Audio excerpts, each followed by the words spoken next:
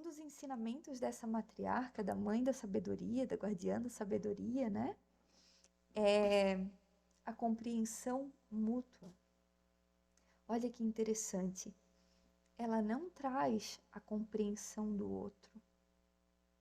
Ela traz a compreensão mútua.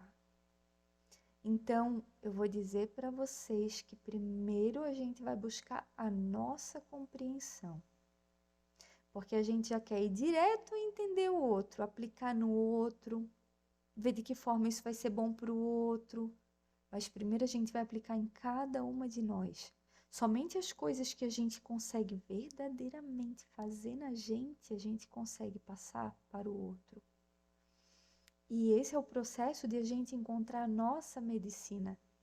É claro que nos amar a nós mesmas, é algo óbvio que cada uma de nós já deveria saber fazer e fazer há muito tempo. Mas talvez seja a principal lição dessa jornada e para a gente obter ao longo da nossa vida. Porque muitas vezes a gente não gosta da gente, cara. E a gente fica tentando ser o outro constantemente. Ou ainda a gente tem vergonha da gente. Ou ainda a gente não reconhece quem a gente gente não reconhece o nosso valor, os nossos reais atributos. A gente não reconhece a nossa história. A gente mente pra gente, a gente mente pro outro, a gente distorce, a gente manipula.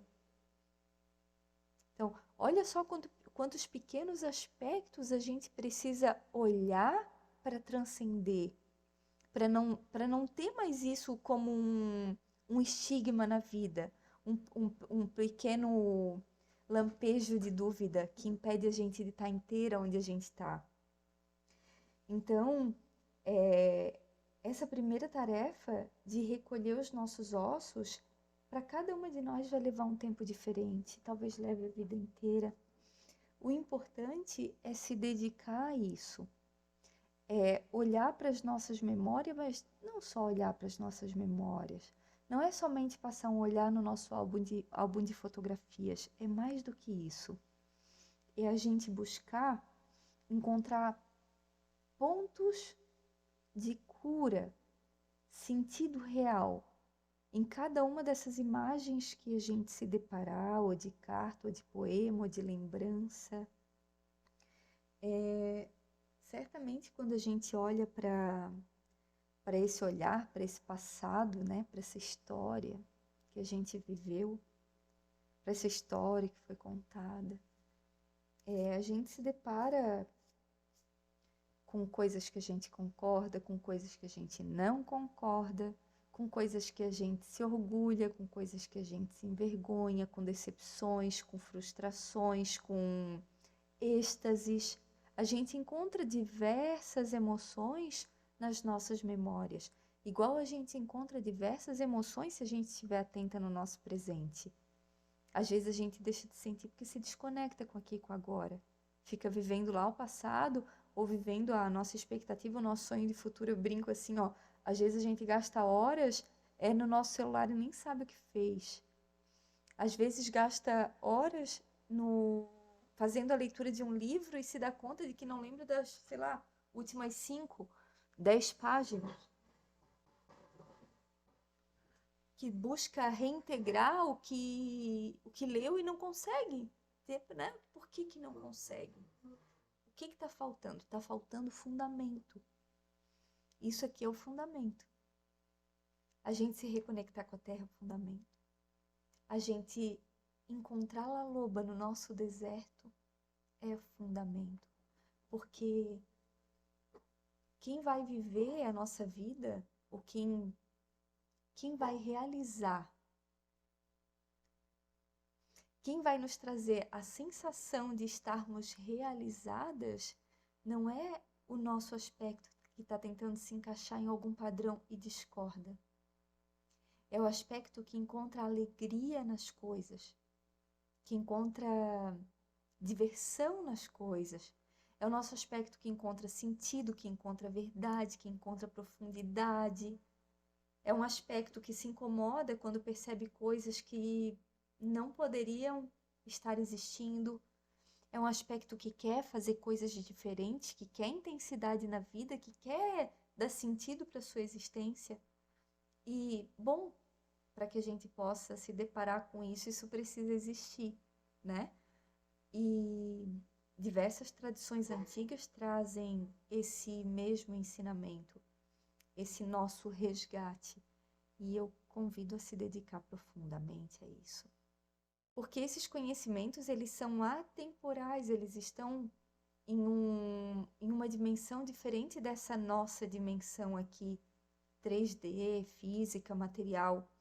É uma dimensão espiritual, que a gente consegue se conectar a partir da nossa intenção, do nosso real desejo. Então, se a gente se entrega para recolher os nossos ossos, todo esse arquétipo, o arquétipo da mulher selvagem, o arquétipo da grande mãe, os arquétipos da deusa de 10.000 nomes, dos seus 10.000, das suas 10.000 faces, né? O arquétipo das 13 matriarcas, tudo isso vem ao nosso alcance, vem em nosso auxílio. Eu pude experienciar e experiencio isso. Eu pude experienciar no momento em que eu fiz esse trabalho sozinha, não existiam outras pessoas, tipo, 8 anos atrás não era como é hoje, sabe? Quando a gente sentia o que a Clarissa chama de hambre de alma, quando a gente sentia essa angústia, essa necessidade de aprender algo, de encontrar algo, a gente caía onde? Na psicologia. Por isso tem tantas mulheres extraordinárias que são psicólogas, né? Aqui no nosso grupo, inclusive. Caía na psicanálise, ou caía naquilo que poderia ser considerado, assim, questionável. Terapias naturais, né? Então, o que sana, o que cura as necessidades da nossa alma? Informações, tarefas,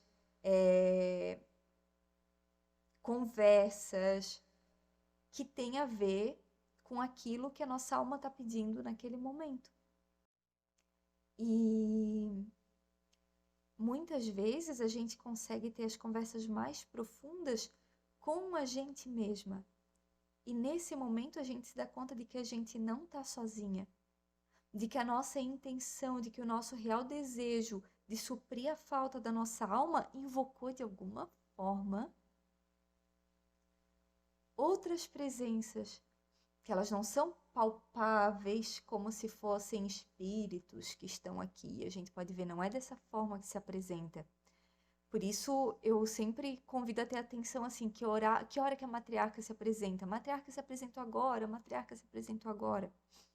Porque a gente começa a perceber que algo está nos acompanhando. Às vezes vem um cheiro, às vezes uma sensação de acalento, às vezes o querer ficar quietinha, sozinha.